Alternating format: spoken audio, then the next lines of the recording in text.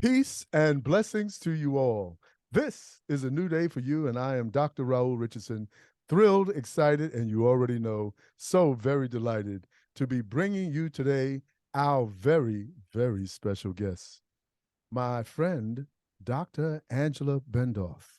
Now, I could read her bio, but it's just so impressive, and we only have about an hour for this program, so I'm not sure that we can actually accommodate her with all her many accolades and accomplishments. But she's a remarkable individual, and I am so grateful that the Most High God has allowed our paths to intersect. So, Dr. Bendolph, how you doing? I'm doing great, Dr. Raul. I am so happy to be here and thank you for inviting me. Well, we are so glad that you accepted our gracious invitation to be with us. And folks, let's just understand, okay? I know I've done a lot of stuff with Kwanzaa and the Third Reconstruction. Then we did Black History Month. And in some ways, while this is the last Saturday of the month, it seems perfectly apropos for me to have Dr. Angela Bendolph here while we recognize International Women's History Month and her many, Yay! yay! So, Dr. Bendorf, you'd be Yes, so kind. Will you just share with our loyal listeners who is Dr. Angela Bendorf and why should they care? that is such a great question. And, as I think about it, there's like several ways that I could approach it. But what I'd like to do is start from this.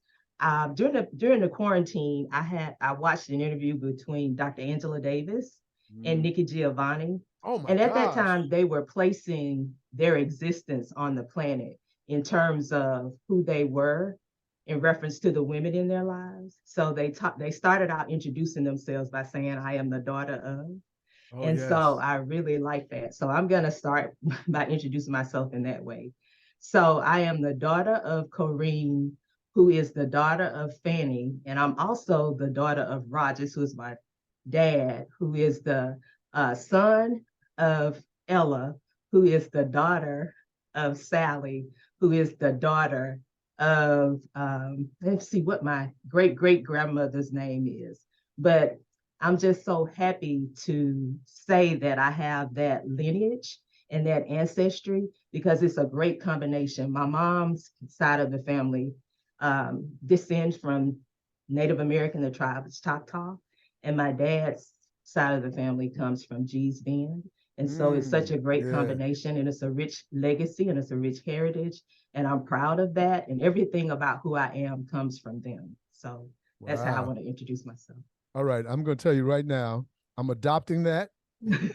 I'm going to give you credit the first two or three times I use it. And then after You have that, to give that to Dr. Angela Davis and Nikki Giovanni. and then I'm going to claim it as my own. I'm just going to simply say, Yeah. this is how we do it. You know what the amazing part about that is? And, you know, when I was in college, our Black Student Union brought Nikki Giovanni to campus to do some of her poetry. And Mhm. that was just absolutely awesome. And Yes. the also amazing part is Dr. Angela Davis is still present with us. I mean, Yes. Yes. and it's folks. Okay, I'm gonna have to back up and just gonna have to read her card a little bit on you, okay? Because we had a little bit of a conversation earlier about this whole idea of. Well, firstly, let me say this. Dr. Bendorf comes to me by virtue of the fact that the remarkable Commissioner Masseria Ludgood identified her to me. And while I was trying to get Masseria Ludgood to be on for International Women's History Month, because as you guys know, she's been on our program before, she said, no, no, Raul, it's time for me to elevate other voices so that other people who are doing remarkable things can get some of that shine. Now she didn't say shine, that was my word, okay? But that's what really precipitated us actually connecting and building this relationship. And one more thing I'm going to say about Dr. Bendorf before she gets too far along here is that we had this conversation earlier about Gee's Bend, and she said Gee's Bend like I might not know where Gee's Bend is. And I thought to myself, baby, I know a little bit about Gee's Bend, but no, no. Well, that's remarkable, and thank you so much because I am going to steal that from you, and I'm going to use it as my own. But I'm going to give you credit at least three times before I use it. So there it is. It's out there in the ethos. But it's so important that we do pay homage to our ancestors and the lineage. And it's funny because you and I were talking just a little bit earlier about, well, I brought up the subject of kind of like tribalism and tribal culturalism and this idea that, so much of who I am is shaped by my ancestors in terms of my values and beliefs. And then my values and beliefs that dictate my behaviors. And, Mm-hmm. I'm challenged by how that doesn't always happen for everybody. But go on, tell us. You know what? Hmm. You told us a little bit about the history of Dr. Bendolph, but then Okay. I suspect there's a little bit more layers there we could peel back. What else might you want to share with our loyal listeners on Inspire You on Air, the new beat of the Bay? Yeah, as Dr. Raul said, there's a list of achievements that come along with my name, which I just feel blessed to have that. But it all started from, a place when I was a little girl and I had always been inquisitive. And my mom, who never told me, to get out of her face, because I just always ask why all the time. Even if she if she answered the question, my next question would be why, and then it just continued to be why. And so she introduced me to reading, and I was really, really young. And back then they had like the record player, like the vinyl, Mm-hmm. and kid appropriate, and then they had the little Folks, book. I don't know if you're just you're tuning in, but this beautiful woman does not look like she knows what vinyl is. Talking to this old codger here, but it's all good. It's all good. Yeah, so she brought me because back then I think the records were like small, so I think those were called 45. So it's like a 45 on the kid appropriate record player, and they had like the kid appropriate books. And so she put me in front of them, put me in front of a record player, and I would just sit there for hours just reading the books. And so once she found that she could occupy me without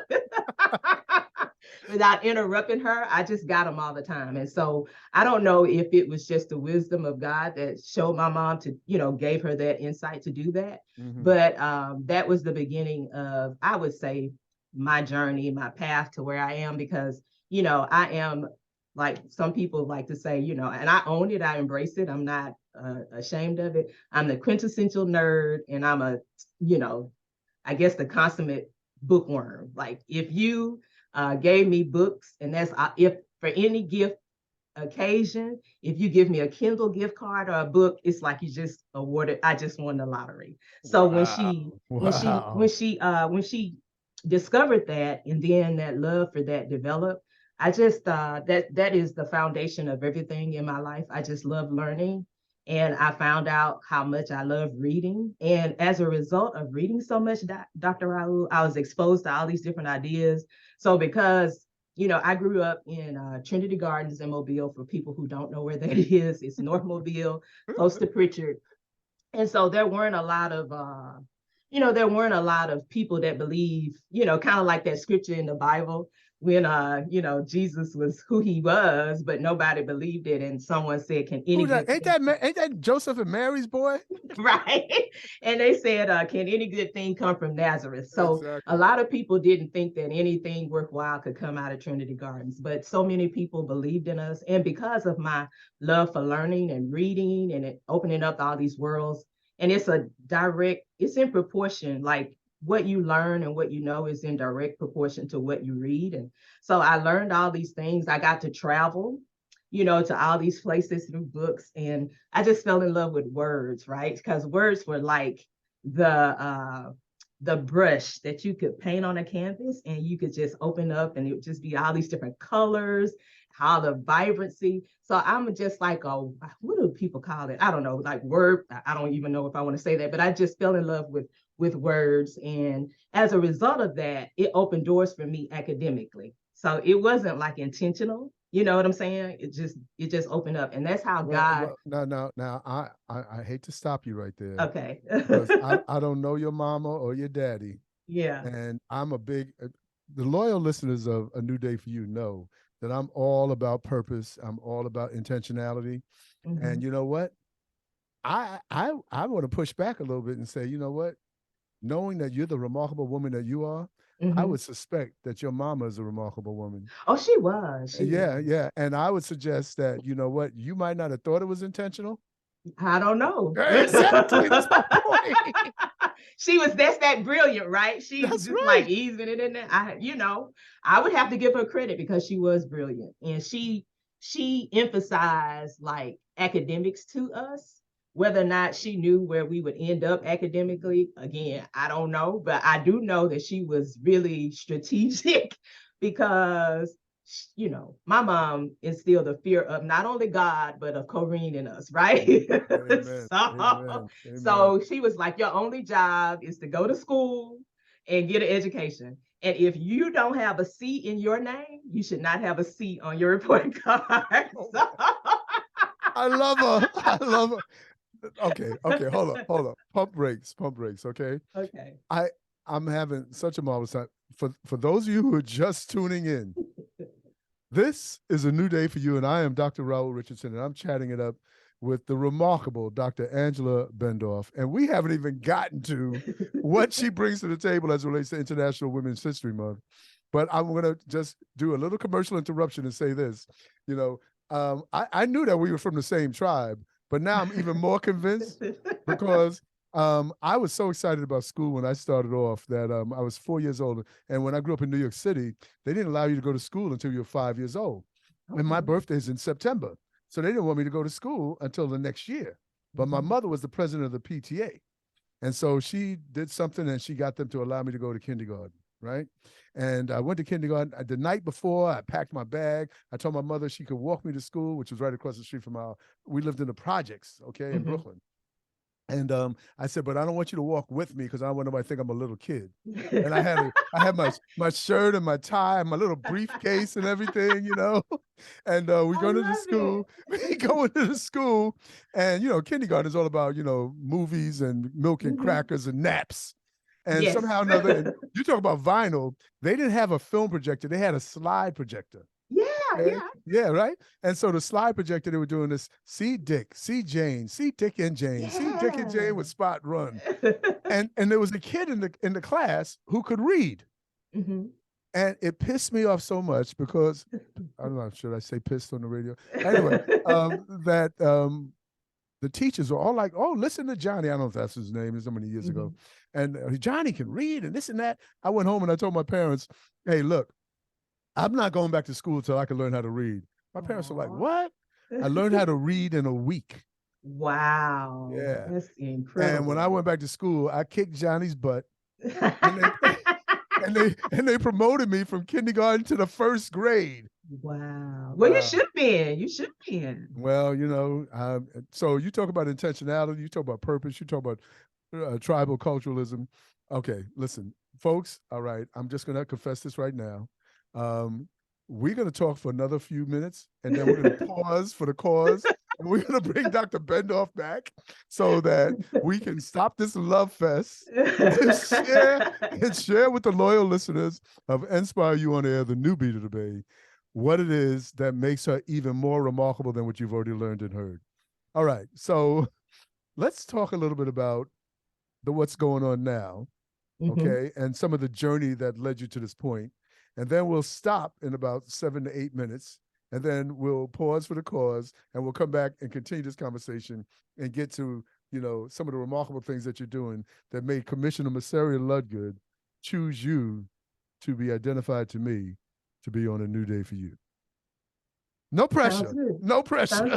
So are we breaking now, or you want me to No, I want to keep talking. Yeah. So okay, so if we fast forward a little bit and set the foundation. So I have an engineering degree and I worked a few years in that field. And because of my experience, as a deeply melanated woman in that male-dominated profession, white male-dominated profession. Come on now, talk about it. Preach. So because of my experience in that field, I really have a heart and passion for young girls, specifically African-American girls, but all girls, but specifically that's my target. And so one of the ways that I connected with Commissioner Ludgood before Asala was sharing my passion about that. And so pump the brakes. Okay. You're dropping up the alphabet soup. Oh, I'm sorry. I know what Asala is. And by the way, she buried the lead. She got an engineering degree from what university? The University of Alabama, Roll Tide. Roll Tide, okay? Now, let's go into talk about what ASALA is. Let's talk about that. Okay, so ASALA stands for the Association for the Study of African American Life and History. And so before I even got to that point of being involved in that organization, I had been in communication with Commissioner Ludgood about STEM opportunities for girls, which stands for Science, Technology, Engineering, and Mathematics. And there's a lot of different, you see STEM more now. Yes. But when I started volunteering and doing things in the community, it was still kind of unknown and not really heard about. So I've been the member of an organization, also alphabet soup, AAUW, which stands for American Association of University Women. And so all the data that you may have heard in the past that says about pay gap, wage gaps, you know, the disparity in numbers between women in, you know, technology related fields came from AAUW. So back, I can't remember what year it was. It was maybe a little over 10 years ago. Now I can't remember. But so I was invited to be a member of the AAUW STEM task force. And so they only selected like about 5 to 10 of us to serve on that. And so the initiative basically rooted out of the fact that girls were not persisting beyond middle school to go into, you know, focus like, you know, the college prep courses, right? Yes, yes, and so there was studies commissioned to investigate that and why. And so what was found, what was some of the findings from from those studies is the fact, well, the findings suggested that in middle school, girls tend to lose interest for a number of reasons. Chiefly, what happens is that there's a social expectation that boys are better at math and science than girls. And the data does not support that, especially in middle school. Their scores are pretty much even. So there's some other factor that comes into play. So what some of the information that is listed in the report shows that even when a girl raises her hand to answer a question in a classroom, the teachers tend to look over her and call on the boys. So it reinforces some of those, you know, stigmas or expectations. And, you know, the girls' interests start to lower. And also we know that middle school is the time when hormones are kicking in. So socially, girls aren't supposed to be smarter than boys. And so if the girl likes the boy and the boy likes the girl tends to not, you know, I hate to use a term like this, but dumb themselves down so that they won't stand out. And so those are some of the chief findings. So that's why AAUW commissioned a lot of these like STEM camps throughout the country. They had piloted some things. And basically it was only for girls, right? Because in those settings where girls aren't impacted by the boys, because, you know, boys have a lot of confidence, they do all these things. And then, you know, society still supports the idea that boys are better for some reason, even though the data doesn't support it. So by having girls only STEM programs, they tended to be able to isolate some of the things. And so the girls were doing all these amazing things in those STEM camps. Cool. And so originally when I was after the task force ended, you know, they were able to get a number of camps throughout the country supported by national AAUW. And so then they just kind of, you know, pushed it out to like local branches. And so the local branch in Mobile had participated in a few initiatives, and there's still one that the local Mobile branch of AAUW participates with, South Alabama. And originally it was strictly for girls, and the program is called GEMS, but now they've kind of made it a co-ed program. But originally it was for girls only. And so during that time, before COVID, of course, when we had a lot of activities, so on a couple of occasions, I've like facilitated some sessions. And because I do come from that background of, you know, having the engineering experience and working in the workforce. And also what happens is that we tend to, what do I want to say? Like make certain things gender neutral. So if girls want to be girls, then they can't really show up as girls. They kind of have to, like mask their femininity to show up in these spaces, right? Because they want to be treated equally. So my I guess my little test for my group was leaning into the girls, because middle school girls are girls, right? They like, lip gloss, and they want to do all the kind of things, their nails and, just girly stuff. And I don't want to offend anybody that, with all the different gender identities, but at that time, before all of the different ways to identify came into, the popular, I guess, ethos, it was just basically looking at girls and boys. So Okay. what Okay. I Hold on. Let's put a pin in there because okay, I want to give you more time. So we're okay, going to take a break right here. But when we okay. come back, we're going to continue this conversation with Dr. Angela Bendolph here on A New Day for You. And I hold your thought, okay? Just hold your thought, because I think this bears deeper exploration. I didn't expect this conversation to go in this direction, but I think it's valuable to explore it, because some of the history, some of the cultural relativism that is going into where we are now and how that came to be is something I think I want to dig deeper in. I still want to get to Asala, okay? I mean, we still want to get to that, but I think this is, the idea of International Women's History Month without understanding where women have started from, where they've come from, and where they're going, I think is absolutely, absolutely important. So we're gonna pause right here for the cause, and we're gonna be right back on A New Day for You on Inspire You on Air, the new beat of the Bay, because Dr. Angela Bendolph got a whole lot more that she want to share with y'all, and I'm gonna make sure she gets the time to do it. So Angela, just we're gonna pause here, and I'll be right back with you in about 5 minutes, okay? Okay, sounds great. All righty. Hold on one second.